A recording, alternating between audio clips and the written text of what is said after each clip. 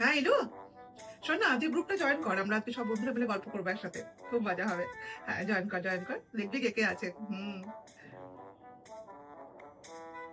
আহ, হ্যাঁ, এই সবাই দেখতে পাচ্ছিস আমাকে? দেখতে পাচ্ছিস তো? হুম। হ্যাঁ ভালো আছি রে, খুব ভালো আছি, তোরা সব ভালো আছিস? হুম। আরে সে তো অনেক কথা বলছি, সব তারা আস্তে আস্তে বলছি, সব মজার মজার ঘটনা আছে।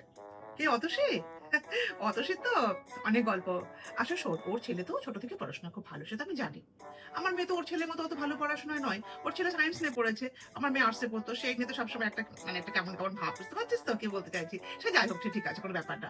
এবার ছেলেকে তো পাঠিয়ে দিয়েছে বিদেশে, ব্যাস এখন তো ছেলে টাকনা গজিয়ে গেছে। ছেলে তো মায়ের খবরও নেয় না, ফোনও করে না, কিছুই করে না। এখন তার মন খারাপ। এবার কিছু সমস্যা হলে রাখি, তো মেয়েকে একটু পাঠিয়ে দে না রে, ফোনটা খুব অসুবিধা করছে, ল্যাপটপটা ঠিক মতো চলছে না, একটু পাঠিয়ে দে না রে। কিরকম বিপদ বলতো, ছেলেকে পাঠিয়ে দিয়েছে ওপরে, এখন আর আমার মেয়েকে দিটা আটের এটা করে দে, এটা করে দে। আর তুই তো জানিস আমি এরকম পারি না মুখের উপর না করে দিতে।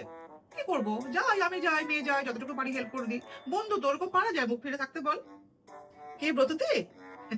ব্রততির জন্য খুব খারাপ লাগে রে। ওর তো একটাই মেয়ে, জানিস তো, খুব পড়াশোনায় ভালো, কত যত্ন করে মেয়েটাকে মানুষ করলো, কত স্বপ্ন ছিল ওর। কি কান্না করেছে জানিস?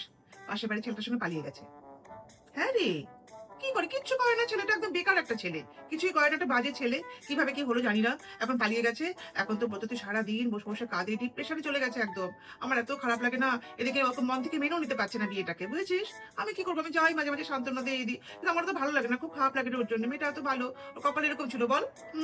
খুব খারাপ লাগে রে। মা, ও মা, রান্না করবে না? এই শোন, একটু দাঁড়া তো, হোল্ড কর তো আরে মেয়ে মেয়ে ডাকছে কেন, দেখি কি বলছে আবার, একটু হোল্ড কর, দাঁড়া আমি আসছি, দাঁড়া। কি হয়েছে, কি কি চাই? দেখছিস না কথা বলছি, কোনো সময় শান্তি নেই না কথা বলে। শুধু খাওয়া খাওয়া খাওয়া, কি রান্না করবো কিচ্ছু করতে পারবো না আমি। বাবার কাছে যাও, কি অনলাইনে অর্ডার দিয়ে খাও। তোমরা খেয়ে নাও, আমার খাওয়াটা টেবিলে ঢেকে রাখো, তারপর পরে খেয়ে নেবো। যাও এখান থেকে যাও। আরে শোন না, মেয়ে এসেছে, এখন বলছে রান্না করো, এ করো, হ্যাঁ, আমার না ভালো লাগে না, বিশেষ করে রোজ কি রান্না করবো, কি খাওয়া দাওয়া, কেন রে, আমাদের কোনো জীবন নেই?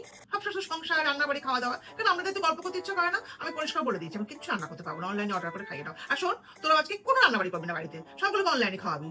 অদ্ভুত সব ব্যাপার। কত গল্প জমে আছে আমাদের। কি মা, কি হলো? Hello, hello. ইস, সুইচ অফ হয়ে গেল। ভালো লাগে না সত্যি। হ্যাঁ, কোনো কথাই তো হলো না। ভাবলাম কত কথা বলবো, কত কত কথা জমে আছে, আমি তো শুধু বক বক করে গেলাম, ওদের কথা তো কিছুই শোনা হলো না।